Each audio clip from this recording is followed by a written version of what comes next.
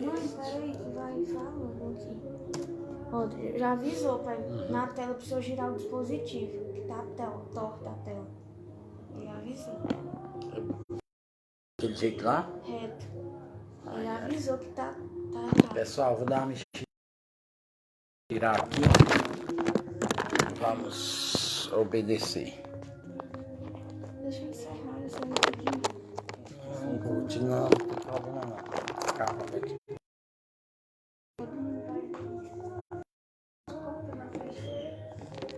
Não aparece lá não.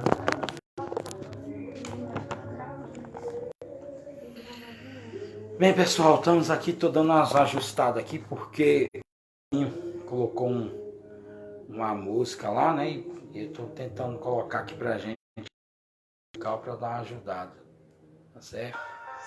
Então um pouquinho de tempo aí. Não tem ninguém ao vivo ainda, deixa eu encerrar e entrar de novo.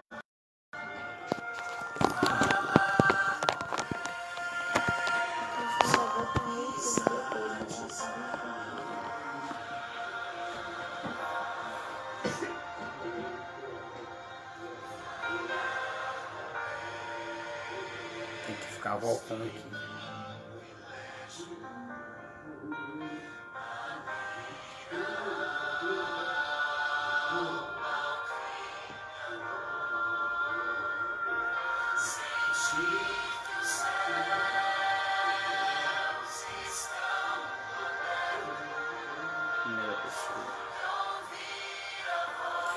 Senhor nosso Deus e Pai, obrigado por essa noite, meu Deus, que nós possamos estar em reverência e glorificando o Teu nome, ó Pai. Nós suplicamos o Teu favor, a Tua bênção nessa noite. Abençoa os irmãos que começam a entrar, Senhor, via eletrônica, para que nós possamos, Senhor, em nome de Jesus, sermos edificados pela Tua palavra. Tenha compaixão de nós, ó Pai. Usa a noite para edificar os nossos corações, nos preparar para a semana em curso.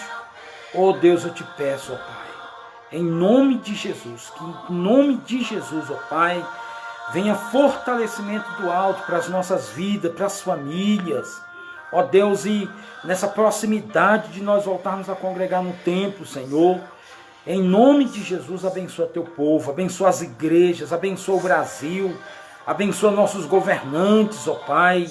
Visite os três poderes dessa nação, o judiciário, o legislativo, o executivo. Temos orado também pelas autoridades de saúde. Ajude o nosso país. Ajuda, por que não dizer, o mundo nesse momento que nós enfrentamos essa pandemia. Oramos, ó Pai, oramos ao Senhor. Ó Deus, que o Senhor esteja respondendo às orações, indo de encontro às necessidades, ó Pai. Que em nome de Jesus Cristo, nosso Senhor e Salvador, as nossas orações possam, meu Deus, chegar aos céus, meu Pai, e alcançar êxito de respostas do Senhor. Nós oramos nessa noite, em nome de Jesus. Amém e graças a Deus. Vou baixar aqui um pouquinho o volume.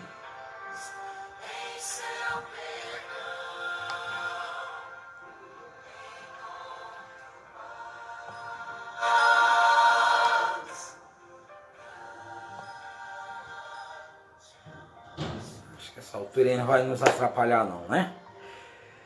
Louvado seja o nome do Senhor. Então, graças a Deus, irmãos, nós temos mais esse encontro, nessa maneira, nesse formato. E aquilo que a gente vem pedindo desde a primeira live, né? A questão da reverência. Tenhamos reverência em transmitir a palavra e que haja reverência nos receptores. Para que Deus olhe dos altos céus e veja com bons olhos, né, o que estamos fazendo. Que estamos fazendo com sinceridade do coração. Deus visita o coração, né? A Bíblia diz isso para nós em Daniel, que Deus conhece o profundo e o escondido. Então hoje eu queria compartilhar uma palavra com os irmãos sobre ídolos do coração. Às vezes que Deus interviu na história, né, para combater a questão dos ídolos do coração. Meus irmãos, com muito cuidado nós vamos falar sobre essa matéria, porque nós precisamos ter o seguinte cuidado que o pastor falou lá no primeiro. Acho que eu vou tirar o óculos para não dar aquele reflexo, né, lá na tela. para não a gente não conflitar com o que a gente vem ensinando aqui na internet, que é não ficarmos como os profetas de plantões, dizendo, olha, o corona está aí por causa disso, disso, disso e disso. Vamos tomar esse zelo e esse cuidado. Mas, por um outro lado, nós vamos ver nas páginas bíblicas, porque é o nosso manual de fé, né? Quando nós vamos fazer a profissão de fé, vamos batizar, a gente sempre pergunta, você crê que a palavra de Deus é a nossa única regra de fé e prática? Então a Bíblia é o nosso manual de vida, é a revelação especial de Deus para conduzir a nossa vida. Então nós devemos visitar as páginas bíblicas para todas as circunstâncias da nossa vida. E eu queria compartilhar com os irmãos hoje uma matéria interessante, que é o que Calvino vai sistematizar nas Institutas da religião cristã, os ídolos do coração. A Bíblia diz para nós que Deus, falando ao seu povo, ele diz, a minha glória eu não darei a outra. E Deus leva isso muito a sério, né? E é um dos mandamentos, os irmãos sabem, né? Não tomarás o nome do Senhor teu Deus em vão, porque Deus não terá por em vão aquele que tomar o seu nome em vão. Então, Deus, de fato, ele preserva a sua glória. Isso a gente vê e vamos compartilhar isso hoje com os irmãos. E quando nós compartilharmos alguns textos, que eu quero trabalhar questão verotestamentária, neotestamentária, e quero trabalhar isso de maneira individual e de maneira coletiva. Às vezes que Deus visitou a humanidade para combater os ídolos do coração de maneira pessoal e de maneira coletiva. Espero que o Espírito Santo nos dê a graça de conseguir transmitir isso para os irmãos hoje. E o que eu espero da igreja, você que está me ouvindo, né?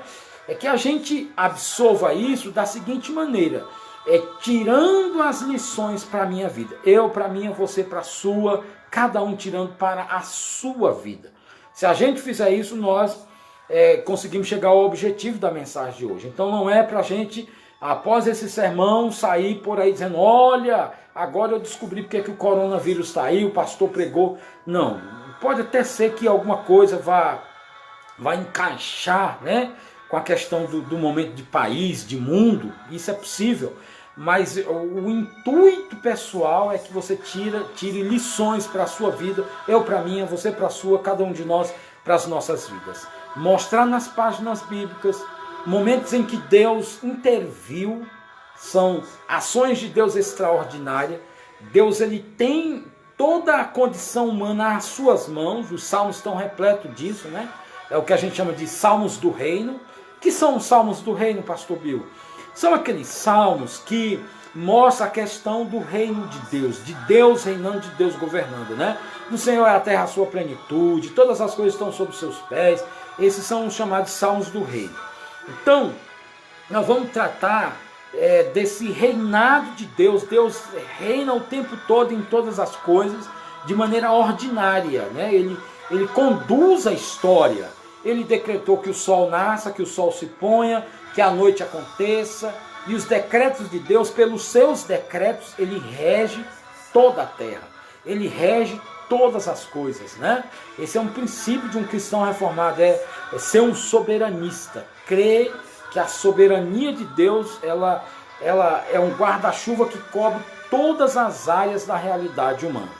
Mas Deus, além de governar ordinariamente todas as coisas, nós vamos ver isso nas páginas bíblicas, que muitas vezes Deus interviu na história extraordinariamente, né?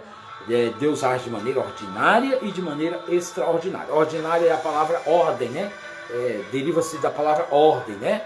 Essa palavra ganhou um desgaste na linguagem portuguesa. Ah, você é um ordinário, né? Mas não é nesse sentido, é no sentido semântico da palavra, ordinário de ordem. Deus governa o mundo de ordem ordinária, ou seja, pela ordem dos seus decretos. Sol nasce e se põe, as estações do ano, lua cheia, minguante, quarto crescente, nova, né? Isso são ordens de Deus, a maneira ordinária de Deus conduzir toda a nossa realidade. Essa é uma maneira de nós vermos os salmos do reino e o reino de Deus. Mas também Deus, muitas vezes no seu governo, ele intervém, ou seja, há uma intervenção, um entrar de Deus na história humana de maneira extraordinária. É isso que nós vamos compartilhar com você nas páginas bíblicas, né? Para que a gente tire mais lições desse momento que o Brasil está passando. Desde a nossa primeira live nós apelamos para isso, que a gente não deixe o coronavírus passar sem que cada um de nós tire as lições para a nossa vida. Amém? Antes de entrar, alguns irmãos estão entrando ainda na live, e aí eu queria compartilhar algumas coisas ainda aqui, tá? Por exemplo, nós continuarmos orando pela questão do que a terceira igreja está fazendo na assistência ao necessitado. Todas as semanas do coronavírus, eu acho que com exceção da primeira semana, ou ali já aconteceu, mas diante da quarentena que o Brasil entrou, todas as semanas a terceira igreja tem entregado cestas básicas, né? Pela graça de Deus. E aí eu quero dizer que nós agora cessou, nós estamos com a última cesta que já está no sentido de ir para uma amiga da Fátima, que está passando um momento difícil lá, e nós só não deu para entregar hoje, porque nós realmente pedimos para descansar o nosso corpo hoje, né? Fizemos desse domingo um sabático mesmo, né? Mas amanhã a gente volta para a ativa e pretende entregar essa cesta. Mas compartilhar aqui com os irmãos uma necessidade que, segundo o presidente do nosso sínodo, há essa possibilidade na terceira igreja. Eu queria compartilhar aqui com você, que é nós reforçarmos as cestas básicas com a questão do leite. Em muitas casas que eu estou indo, tem cortado o coração, porque a gente, numa casa eu perguntei, e o leite dessas crianças? E aí eu travei quando eu vi a resposta da mãe lá, que as crianças estavam há dias sem leite. Então, nós poderíamos, né, segundo o presidente do sínodo, entre nós mesmos, terceira igreja, também fazer algo. Né? O pastor tem conseguido muita cesta básica fora. Então, de repente, quem tiver uma ideia aí, nós podíamos achar uma maneira, um jeito de reforçar nossas cestas básicas com leite e ovo, né? Claro que o ideal seria um franguinho, uma sardinha. Nós fizemos isso em algumas cestas básicas, né? Entregou a cesta com sardinha e frango. Fizemos também, né? Claro que a gente viu essa necessidade do leite e não deixamos de atender. Até os próprios irmãos da terceira igreja vieram trazer leite aqui em casa. Então nós entregamos sim leite. Foi de uma maneira insuficiente, ínfima, pequena, pouca, mas o fizemos, tá certo? Então, mas deixando esse aviso aqui para nós poderíamos reforçar as nossas entregas de cesta básica, né, com leite e ovo, frango, sardinha, uma dessas três coisas aí, para que as pessoas não recebessem somente os secos e molhados, né? É o que lá no Piauí a gente chamaria de mistura, né? É ter os secos e molhado, grosso, e termos uma mistura. De repente, a gente encontra uma saída, uma ideia para reforçar nossas cestas básicas aí, tá bom? Primeiro avisozinho. Segundo aviso, eu recebi um áudio assim despretensioso, mas me gerou preocupação, porque eu vi um fundo de verdade lá, né? É do conhecimento de todo mundo que vinha um avião, 3 aviões para o Brasil com máscaras, e os Estados Unidos reteram esses aviões lá e essas máscaras ficaram por lá mesmo. E também é fato que depois dessas máscaras lá, o número aumentou de coronavírus, né? Então eu fiquei preocupado, né? Não sei se uma nação teria coragem de enviar para outra nação máscaras contaminadas. Não sei se alguém teria essa coragem, mas gerou essa preocupação no meu coração. Eu estou falando com os irmãos porque está previsto o Brasil receber um grande número de máscaras essa semana. E aí, graças a Deus, mesmo com a correria para os bancos, não houve assim um overbook, né, que é chamado em inglês, não houve um over, né, um exagero de casos. Então vamos orar pelo nosso país, gente. Vamos orar pelo nosso presidente, vamos orar pela nossa Câmara de Deputados, vamos orar pelo nosso judiciário, vamos orar pelas autoridades de saúde, né? Claro, os outros ministros são dignos de oração, mas essas 4 áreas, esse momento precisa por demais das nossas orações. Então vamos estar orando, por favor, em nome de Jesus, tá certo? Esses 2 pedidos, esses 2 breves avisos, ore pelo conselho da terceira igreja, né? Como que as coisas vão andar essa semana, a decisão sobre os cultos, né? Que a gente possa também estar orando sobre isso aí, para que em nome de Jesus as coisas possam estar se conduzindo. E eu oro muito a Deus para que a gente não tenha um ano perdido, tantos projetos. Olha, né, os cultos de rua, com ônibus, as vendas, as barracas. Oro projeto de reforma da igreja, né? O nosso ônibus, o conselho recebeu aí o projeto de como é que a gente quer que o ônibus fique. Recebemos a lanternagem terminada e muita coisa para a gente orar, né? Então a gente espera em Deus que a gente volte logo à normalidade. Vamos para a palavra?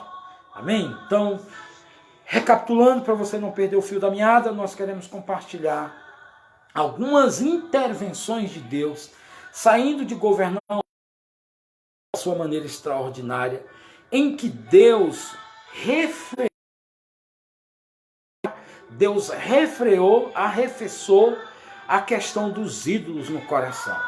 Aqueles momentos, eu vou mostrar alguns momentos na Bíblia, que o homem quis se exaltar, achar que era alguma coisa, e Deus teve que intervir para dizer, olha, eu sou Deus e vocês são homens.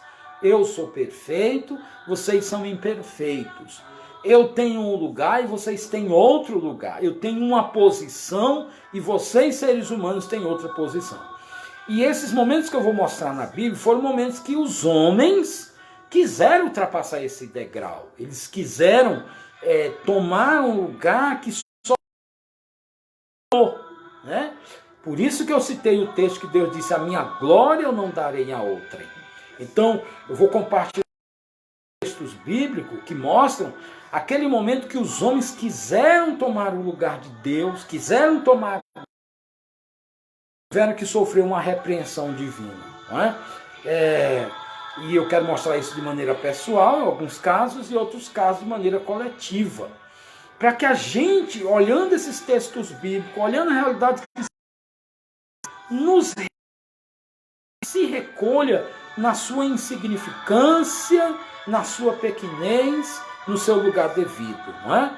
Por isso que nós devemos ter sempre em mente que o que Deus espera de cada cristão é que ele tenha consciência, a mente muito aberta, um entendimento muito aberto, que ele é instrumento de Deus nessa humanidade, que é o pastor tem chamado de agente da ordem, né? E é isso que a terceira igreja está procurando diante dessa pandemia. Quando a gente vai lá, bota uma cesta básica, gente, é de comida que o povo está precisando? É só disso? Claro que não.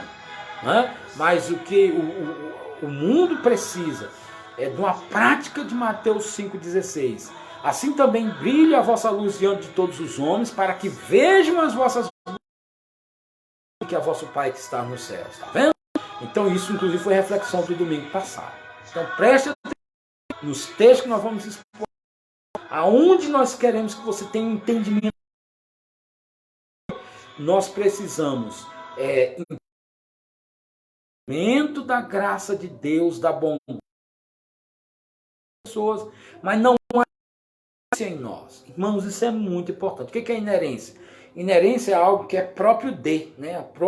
É propriedade de. Então, quando nós fazemos uma boa ação, Deus está por trás, como também diz Calvino, Deus é o causador primário da coisa boa. Percebe? Então, vai devagar, acho que caiu a live, voltando. Então, quando nós fazemos alguma coisa boa, é Deus que está por trás de nós, dando todas as condições para a gente fazer aquilo. Com essa consciência, nós vamos ser agentes da ordem, nós vamos ajudar, nós vamos ser instrumento de Deus. Mas, ao mesmo tempo, vamos saber que Deus está trabalhando alguma coisa em nós mesmos. Né? Que o pastor tem explicado inúmeras vezes, que é o quê? Que cada dia você se pareça com Cristo Jesus. É necessário que alguém que conviva com você durante o dia, ao final de conviver com você, ele tenha a seguinte sensação: hoje eu estive mais perto de Jesus. É isso que Deus quis com Adão lá na criação, quando colocou no jardim. Era para ele ser um reflexo, é para ele ser um espelho, é para ele ser um arquetipo de Deus, de Jesus, né? Do Senhor. E é isso que nós somos hoje na humanidade. Por isso que a Bíblia nos dá duas propriedades. Vós sois, Sermão da Montanha, Mateus 5, vós sois o sal da terra e a luz do mundo. Isso é um cristão, tá bom? Então eu vou compartilhar isso, se você entender os ensinos bíblicos dessa noite, absorver no seu coração, né? E nós nos recolhermos na nossa insignificância, sabendo, olha, rapaz, eu não sou nada sem o Senhor. Cumpre-se João 15,3. Sem mim, nada podeis fazer. Amém? A internet tá ruim. Então, tá caindo, voltando. Gente, parece que a internet está só cai e volta, né? E aí eu tenho que expor aqui o texto bíblico, tá bom? Vamos para os textos. Momento em que Deus entrou na história e teve que refrear, teve que combater os ídolos do coração do homem, né? Essa tendência que o ser humano tem de criar ídolos no seu coração e de querer tomar o lugar de Deus, né? E para uma posição que não é. Então, primeiro, com os irmãos, lá em Oséias, né? Os ídolos no coração nos tempos de Oséias, né? Oséias capítulo 8, partido 12, eu vou ler o texto sagrado que diz assim: embora eu lhes escreva a minha lei em 10... Deus está dizendo? Esse embora, deixa eu lhes situar o tempo de Oséias. Oséias é um dos profetas menores. Menor não porque Oséias era menos importante que Isaías, menos importante que Jeremias, são chamados de profetas maiores, não é isso. Menor lá é do tamanho do documento mesmo, né? Tem aquela sequência de profetas que o livro são pequenininho, né? É Oséias, Amós, Abidias, Ageu, esses são chamados de profetas menores por causa do tamanho do seu documento. Então Oséias, um dos profetas menores, ele está profetizando numa época de rebeldia de Israel. É naquela época que Israel estava aquele efeito sanfona, busca abandono o Senhor, busca abandono o Senhor. Levantado nesse período para profetizar algumas coisas para chamar a ordem à nação de Israel. E está justamente surpreendida. É esse o contexto do tempo de Oséias. E nesse tempo, Deus manda dizer isso através do profeta Oséias. Embora eu lhes escreva minha lei em 10.000 preceitos. Quer dizer, a lei do Senhor é só uma. Deus só tem uma lei, né? Mas são vários preceitos para nós guardarmos. Então Deus diz, olha, ainda que eu pegue a minha lei e transforme em 10.000 preceitos, olha o que diz. Estes seriam tidos como coisas. Quer dizer, Deus Israel naquele momento, através. Se eu pegar de 1 milhão estou usando uma hipérbole, um exagero, se eu escrever para eles um documento com 1 milhão de preceitos, mesmo assim eles vão ter isso como coisa estranha. Não é, pastor Bill, né? A palavra de Deus está dizendo para nós. Então, verso 13. Esse povo, ele diz assim, ó, ama o sacrifício. Aquele povo estava amando o sacrifício. Por isso sacrificam. Ou seja, Deus estava vendo no coração da nação de Israel que eles estavam amando o rito, né? Eles estavam amando o ato pelo ato. E não é isso que Deus queria com os sacrifícios. E aí diz assim, pois gostam de carne e a comem. Você sabe que levava lá, o sacerdote movia a carne, uma parte eles comiam e a outra era queimada em libação. Então eles dizem, olha, eles amam o sacrifício, eles queimam carne porque gostam de comer carne, né? Deus dizendo, mas o Senhor não os aceita.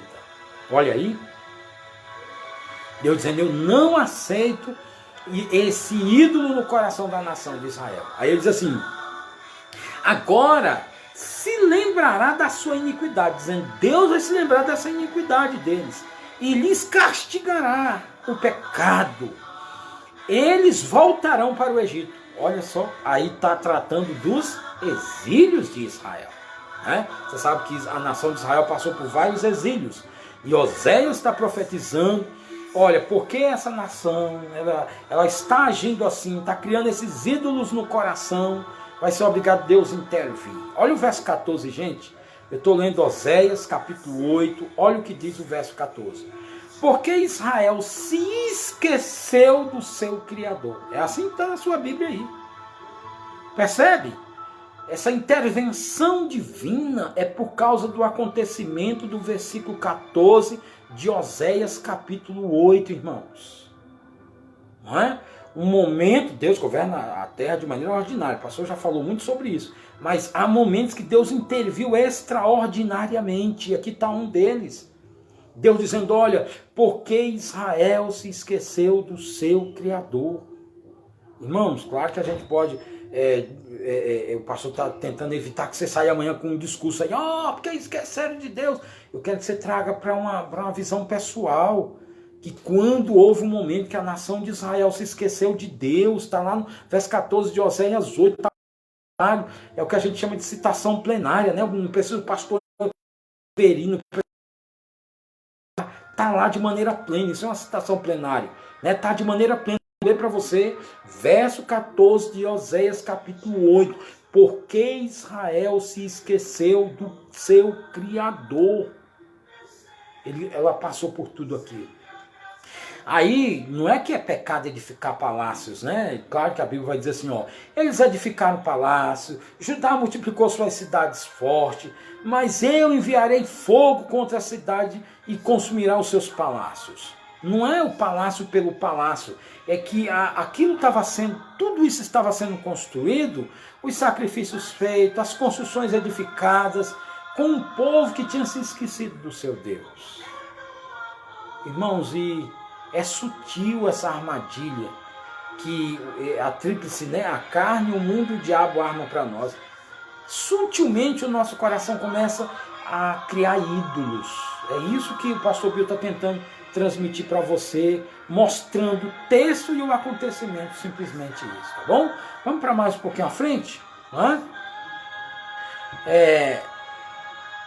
Então, nós mostramos em Oséias capítulo 8 essa questão que o povo tinha esquecido do seu Criador e por isso Deus intervém e diz, olha, vai vir coisas difíceis para o povo, de uma maneira coletiva. Pastor, o senhor disse que prometeu que ia mostrar de maneira pessoal também isso. Deus saindo do ordinário para o extraordinário, intervindo na história, porque agora não uma nação, que o senhor mostrou agora, mas uma pessoa estava querendo tomar o lugar de Deus, colocando ídolo no seu coração, se achando, né? Indo para um degrau que o ser humano não devia ir. Então eu quero compartilhar com você Daniel, capítulo 4, versículo 24 e 25. Abre aí, Daniel, capítulo 4, versículo 24 e 25. Vou ler aqui para nós. Diz assim, se você ouvir aí umas músicas, umas vozezinhas, o vizinho está com o som ligado lá, tá? Mas vamos concentrar aqui, não desconcentre. Diz assim Daniel capítulo 4, versículo 24 e 25. Esta é a interpretação, ó rei Nabucodonosor. Talvez na sua Bíblia aí não tenha a palavra Nabucodonosor, não é? Nós colocamos ela aí porque é o rei do contexto, e aí eu tenho que aproveitar aqui o tempo para você já saber quem é o rei. Talvez na sua Bíblia aí está assim, ó. Essa é a interpretação, ó rei, né? E aí eu estou já querendo dizer para você quem é o rei. Então, esta é a interpretação, ó rei Nabucodonosor. E este é o decreto do Altíssimo. Gente, de novo, me inclui fora dessa. Não vai dizer que foi o pastor Bill que diz que é um decreto de Deus, não. É Daniel que está falando isso. Daniel diz para Nabucodonosor que ali era um decreto. Ele diz, esta é a interpretação, ó rei Nabucodonosor, e este é o decreto do Altíssimo. Um decreto, né? Deus dos decretos. Qual é o decreto? Que virá contra o rei meu senhor. Tem um decreto de Deus que vai vir contra você, Nabucodonosor. Qual é esse decreto? Verso 25. Estou em Daniel 4, tá? Agora é pessoal, não é para a nação, está falando de uma pessoa. Deus intervindo, saindo do ordinário para o extraordinário, para tratar com uma pessoa, meus irmãos. Verso 25. Serás expulso, Deus dizendo, né? Decretado, um tiquinho evitasse isso. Não havia nada que pudesse ser feito para evitar isso. Eu já falei sobre os decretos de Deus, né? Quando Deus decreta, já era. Nenhum dos seus planos pode ser frustrado. Jó 42. Serás expulso de entre os homens, e a tua morada será com os animais do campo. Dar-te-ão a comer ervas como bois, né? Daniel falando para Nabucodonosor. E serás molhado com o orvalho do céu, e passar-se-ão 7 tempos sobre ti. Aí olha só o que é que a Bíblia vai dizer agora, irmãos. Até que conheças que o Altíssimo tem domínio sobre o reino dos homens e o dar a quem quer. A Bíblia está dizendo está tratando de um decreto de Deus, Daniel capítulo 4, verso 24 e 25. Esse decreto é para uma pessoa, o rei Nabucodonosor. Esse decreto diz que, se você ler os versículos anteriores, que eu não li para ganhar tempo, né? É que o reino de Nabucodonosor se estendeu tanto naquela época que ele chegou a se achar um Deus. Viram? Percebeu? Ele quis ir para um degrau que não é dos homens e Deus interviu para colocar Nabucodonosor no seu devido lugar. E só Nabucodonosor não é assim.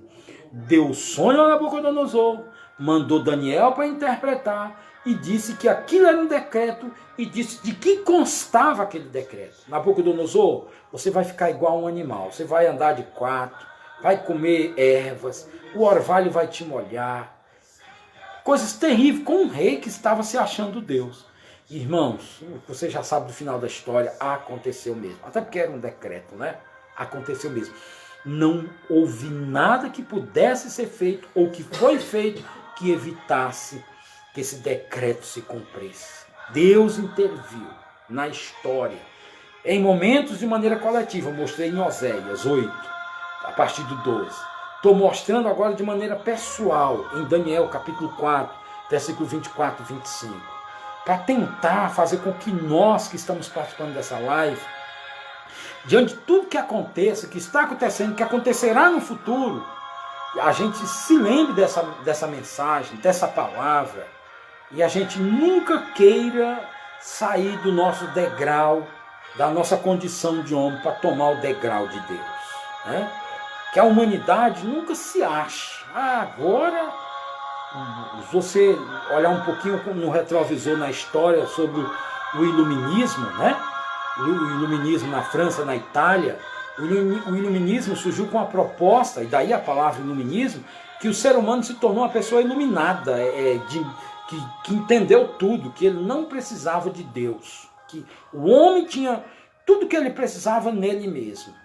E todo mundo sabe que a Segunda Guerra Mundial, ela veio justamente depois do iluminismo. E foi aí onde surgiu a mais nova das ciências, que é a psicologia, né? Não sei se você sabe disso. A psicologia é fruto do pós-guerra, porque houve muitos problemas mentais. A humanidade entrou em colapso depois da Segunda Guerra Mundial, porque e agora? Aquela proposta que nós éramos iluminados, que o homem se tornou civilizado, que pronto, a gente não precisa de Deus, a gente aprendeu tudo, a gente não precisa do transcendente. Aí veio a catástrofe da guerra, os horrores que a guerra promoveu, a mente humana entrou em colapso. E aí foi que surgiu a mais nova das ciências, que é justamente a psicologia. Então, amados, eu estou mostrando biblicamente, e também fora da Bíblia, né, na linha da história, que nós devemos nos recolher na nossa insignificância. Que sempre nós vamos ser dependentes de Deus. Como seria bom se essa mensagem atingisse o máximo número de pessoas, ou todas as pessoas. Porque Deus não dá a sua glória a outra. E deixa eu te falar, Deus não é orgulhoso quando Ele quer a glória para si. Ele só está sendo justo. Porque imagina se Deus divide sua glória com um indigno. Deus estaria cometendo uma indignidade, estaria cometendo uma injustiça. Você percebe a profundeza da coisa? Então, quando Deus ele requer a glória para Ele, não é uma questão de orgulho, é a questão de dar nome aos bois, de dar a quem de direito. Deus é o perfeito, Deus é o correto, Deus é o infalível. E então, toda a glória, segundo Apocalipse, deve ser dada a Ele, né? Apocalipse narra sobre isso, versa sobre isso. Então já mostrei dois textos, aonde quando o ser humano quis sair da sua posição e tomar uma posição que não é própria dos seres humanos, de independência, e os próximos textos vão ser mais claros sobre isso. Eu sou independente, eu estou no nível de Deus. Deus teve que intervir e colocar o ser humano no seu devido lugar. Vamos para mais um texto? Os ídolos no coração no tempo de Babel. Vou usar dois painéis para mostrar isso aqui para nós, né? Na época de Babel aconteceu isso, não é? Olha só o que diz Gênesis para nós. Eu vou ler aqui para os irmãos, Gênesis 11, 2, diz assim, ó: sucedeu que partindo eles do Oriente, deram com uma planície na terra de Siná, e habitaram ali. Eles estavam em peregrinação, você conhece a história do êxodo do povo de Israel, né? Êxodo, a palavra êxodo, saída, né? Saíram, estavam saindo em gerúndio, e disseram uns aos outros: vinde, façamos tijolos e queimemos esses tijolos nos fornos, né? Queima bem. E os tijolos sirvam de pedra, né? Nós vamos pegar argamassa, os tijolos de construção civil. e o betume sirva de argamassa. Aí olha o verso 4. Disseram, vim nós uma cidade, uma torre, cujo topo chega aos céus. Esse, amados, é que pegou, hein? Olha a prepotência de novo dos seres humanos. Eu estou intercalando, né? Mostrei de maneira coletiva, fui para maneira pessoal, agora estou de novo numa maneira coletiva. O povo, na saída do êxodo, no acontecimento de Babel, eles dizem assim, ó, nós vamos fazer o seguinte, nós chegamos na terra de Siná, vamos construir uma torre aqui que atinja o céu. Que prepotência, hein? E outro, irmãos, quem é que eles queriam tornar célebre com isso? Olha só o que diz para nós os versículos seguintes. Verso 5. Verso 4, continuando, diz assim, uma torre que atinja até os céus e torne o nosso nome célebre. Pegaram? Eles disseram, ó, o nosso nome é que vai ser celebrado. Ele diz assim, então desceu o Senhor para ver a cidade e a torre que os homens estavam construindo. Então, amados, o pecado na época de Babel foi de novo a humanidade, os seres humanos, querer chegar num degrau que não é seu. Vamos fazer uma torre que chega até o céu e nós vamos tornar o nosso nome célebre, né? E essas coisas que feriram a glória de Deus. Verso 6. E o Senhor disse, eis que o povo é um e todos têm a mesma linguagem. Isto é apenas o começo. Agora não haverá restrição para todo o intento que o homem tem para fazer. Deus disse, rapaz, se deixar isso daí, não vai haver. Você sabe que restrição vem do verbo restringir, né? Restringir, enclausurar, guardar, limitar. Então, o povo não teria limite. Essa é a ideia bíblica. Olha, Deus disse, e Deus no conselho da Trindade, né? Deus falando com ele mesmo. Ele disse, olha, vamos descer para ver a construção dos homens, porque olha lá, e deixa eu dizer uma coisa para vocês. Se deixar o homem desse jeito, não haverá restrição para todo o intento que ele tem. Está lá no verso 6, você pode ler aí para nós. Então, Deus desce, confunde os homens, e ali nós temos o Pentecoste invertido, né? O que é Pentecoste, Atos 2? É todo mundo falando uma só língua. O que é Babel? É ninguém entendendo a língua de ninguém. Tanto que a palavra Babel significa isso, confusão de línguas. Então, quando que isso aconteceu? Quando que Deus teve que intervir extraordinariamente? Quando os seres humanos quiseram uma posição que não é própria dos seres humanos, né? Tornar célebres o seu nome e eles irem até Deus. Esse pecado aí é recorrente no ser humano, né? Ele queria ter essa inerência, essa capacidade de ir até Deus. E quando Adão pecou, pelo contrário, Deus veio até Adão, Adão, onde estás? E nunca o será, né? Então, porque o homem queria tornar célebre, não era o nome de Deus, mas o seu próprio nome. Depois você lê com cuidado, Gênesis 11, versículo 6. Muito claro lá qual era o intento do coração dos seres humanos. Percebe? Então, mais uma vez, tiramos as lições para nós, meus irmãos, né?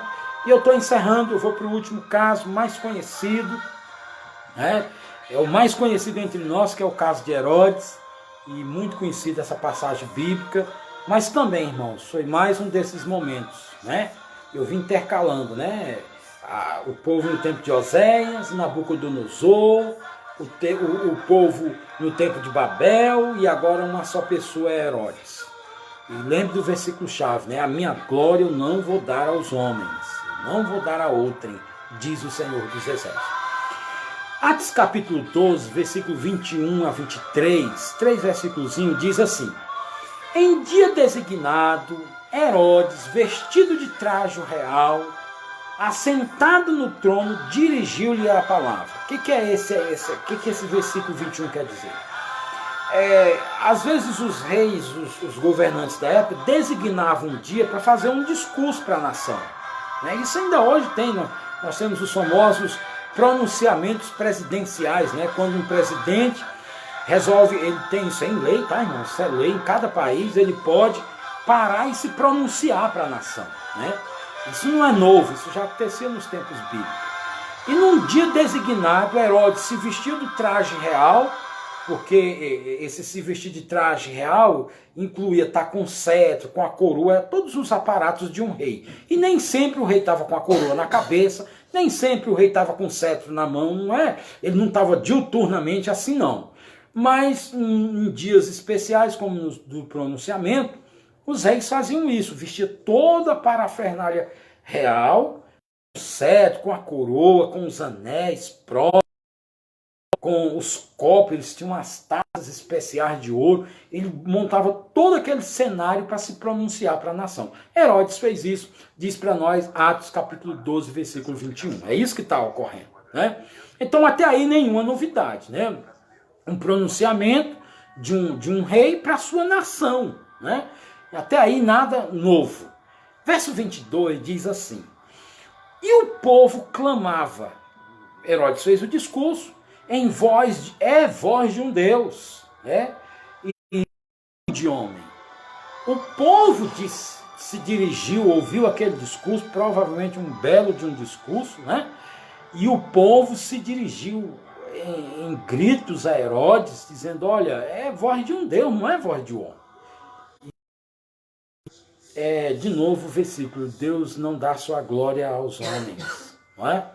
A gente está vendo assim, de novo, não quero que você seja um profeta de plantão, mas a gente viu agora na humanidade um excesso de confiança na economia, ou não, na ciência.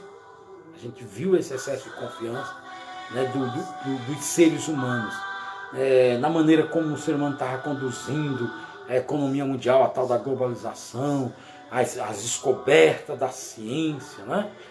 A gente viu isso. E a gente está vendo que essas coisas não estão resolvendo a questão do coronavírus. Então Herodes, ele ouviu essa palavra do povo e ele acolheu isso. Você está conseguindo me entender? Não é que o pecado não foi o povo falar. O povo fala o que quer. O pecado que a gente vê nesse texto bíblico de Atos 12 é o acolhimento. Herodes acolheu aquilo no seu coração. Você viu como é sutil, né? Essa questão do ídolo no coração. Calvino está correto nas Institutas, quando diz que o coração do homem é uma fábrica de ídolos. E é sutil, irmãos. Às vezes a nossa casa, o nosso carro, a nossa esposa, o nosso esposo, os nossos filhos. É sutil. Coisas assim pode querer tomar o centro da nossa vida, pode querer ser o nosso ídolo. E aí, amados, Deus não vai dar sua glória a outrem. Todas as vezes, estou tentando mostrar historicamente, todas as vezes que o ser humano quis tomar um patamar, um lugar que não é próprio dele, Deus interviu. Deus interviu. E aqui em Atos 12 não é diferente. Ele bota os trajes reais, faz um grande discurso à nação. O povo diz: é voz de um Deus, não é voz de homem. E para fechar o verso 23, né, diz assim: no mesmo instante, um anjo do Senhor feriu. Um anjo de Deus feriu a Herodes no mesmo instante. E ele foi comido de verme. É claro que há uma distorção aí, né? As pessoas costumam dizer nesse texto que Herodes foi morto porque ele não deu glória a Deus. Ele tinha que dizer glória a Deus para não ser morto. Não é nada disso, tá, irmão? Ele não deu glória a Deus, é que ele acolheu que ele era um Deus, e ele devia não acolher e dar aquela glória a Deus. É isso que o texto está dizendo. Não é que ele não falou a palavrinha mágica, a Bíblia não está tratando disso. Não é uma palavrinha mágica que nos salva. Oh, glória a Deus, aí eu estou salvo. Não é isso que a Bíblia está dizendo. A Bíblia está dizendo que ele acolheu no seu coração aquele elogio que o povo fez para ele. Ele não devia acolher, porque ele não é Deus, como o povo estava dizendo, né? O povo, é voz de um Deus e não de homem. E a Bíblia diz que a reação própria de ser humano dele devia ser: nada disso, gente, eu não sou Deus. Se ele falasse, se ele tivesse esse sentimento, ele já estaria dando glória a Deus, não precisava da palavra mágica. Mas ele acolheu no seu coração de que ele era tudo aquilo. E a Bíblia diz que no mesmo instante, um anjo do Senhor o feriu, e ele, comido de verme, expirou. Expirar aí é caiu morto, tá? Expirar é isso, caiu morto. Várias vezes a Bíblia vai usar essa nomenclatura, né? Usa lá em Atos 6 para Estevão, né? Usa lá para Ananias e Safira, e expirou aos pés de Pedro. Expirar é morrer, perder a vida, né? Parar de respirar.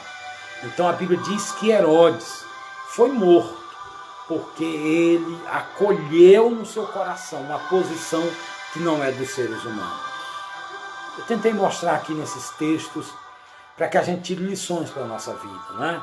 Havemos de voltar à normalidade daqui a pouco, mas a gente não pode perder a oportunidade de tirar as lições disso tudo. O que é que eu aprendo? O que é que a minha nação pode aprender? O que é que a minha família pode aprender? O que é que eu posso aprender diante de tudo isso que nós estamos passando, irmãos? Amém?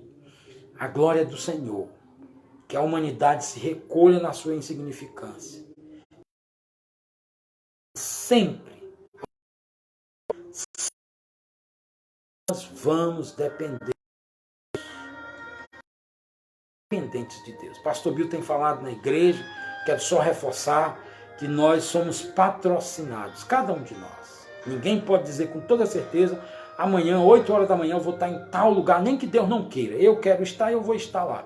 Ninguém tem essa capacidade inerente, porque você é um patrocinado e eu sou um patrocinado. Nós estamos por um fio nas mãos de Deus. Se Deus soltar, já era. Todo mundo, toda a raça humana. Ninguém tem essa capacidade inerente. Precisamos nos recolher na nossa insignificância, né? Quem está livre do coronavírus? Ninguém. Quem Deus quer livrar do coronavírus? Quem Ele quiser. Não é? E dos efeitos do coronavírus? A mesma coisa. E eu posso estar independente de Deus? Nunca. Sempre. Eu e você, a humanidade, vai estar dependendo de Deus. Eu fico assim olhando como Deus tocou assim, rodou a chavinha um pouquinho e um monte de coisa saiu do controle. Deus rodou a chave um pouquinho, um monte de coisa, irmão, saiu do controle. Não é? Então que a gente possa tirar essas lições, né? Deus combatendo os ídolos do coração na história. Toda vez que o homem quis encher o seu coração de ídolo, Deus foi lá e botou o homem no seu devido lugar. Que a gente tire as lições, que Deus em Cristo te abençoe, que nós possamos continuar na nossa pegada de sermos agentes da ordem.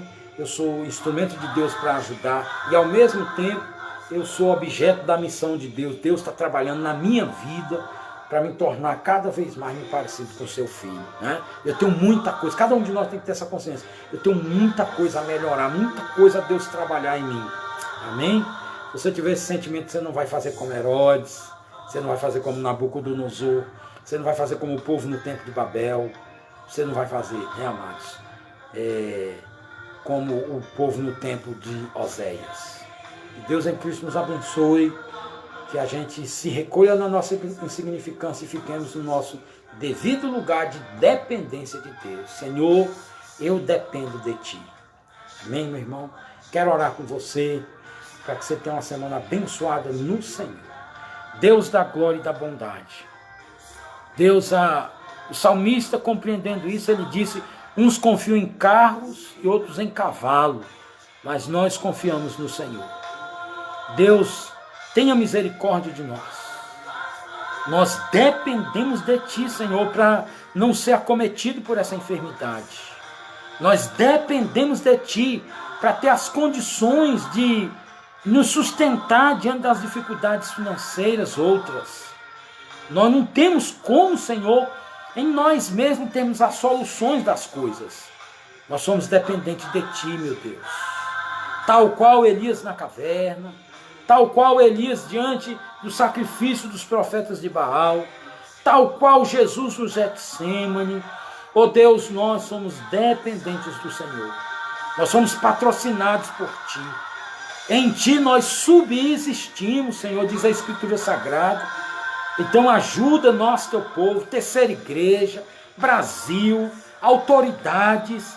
Oh Deus, olhe com os Teus bons olhos dos céus, oh Pai.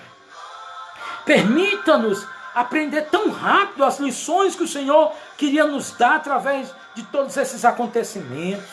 Nós não conseguimos, ó Pai, ver nas páginas bíblicas, como o pastor falou numa live lá atrás em Jó, que é o diabo. Não, Senhor. Nada acontece sem a tua vontade, sem a tua permissão, sem a tua gerência. Então, o Senhor, meu Pai, tem o controle de todas as coisas em vossas mãos, ó Pai. E nós também vemos nas páginas bíblicas um Deus pedagógico, um Deus que ensina. Então, Senhor, que não é um Deus didático, melhor que pedagógico, um Deus didático. Então, Senhor, aquilo que o Senhor está nos ensinando, ajude-nos a absolver. Não deixe nós passarmos por isso sem aprender, Senhor. Desvenda os nossos olhos, abre os nossos olhos, Senhor. O que é que nós não estamos vendo que o Senhor quer que vejamos? Ajude-nos, ó Pai. Nós pedimos, ó Pai Celestial, para nós isso, mas também não deixamos de te pedir. No que é que a gente pode ser bênção na vida de outrem? Onde que nós podemos ser um canal de bênção para ir lá e refletir Cristo para alguém? Também nos direciona nisso.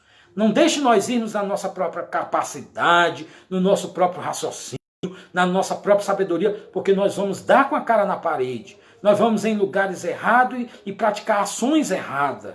Nós precisamos ser orientados por Ti, meu Deus. Abençoe-nos, ó Deus, e as lições que o Senhor tem para ter, aquilo que o Senhor tem como projeto para aquele lugar.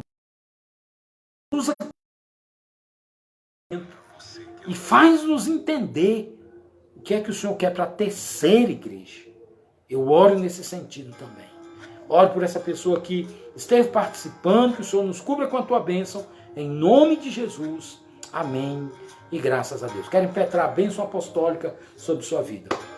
Que a graça do nosso Senhor Jesus, Deus, o nosso eterno Pai, as bênçãos, a consolação, o poder, a condução, a orientação do Espírito Santo de Deus seja sobre todos vós, hoje e para todos sempre. E todos dizem amém, amém e amém. Deus em Cristo te abençoe, meu irmão.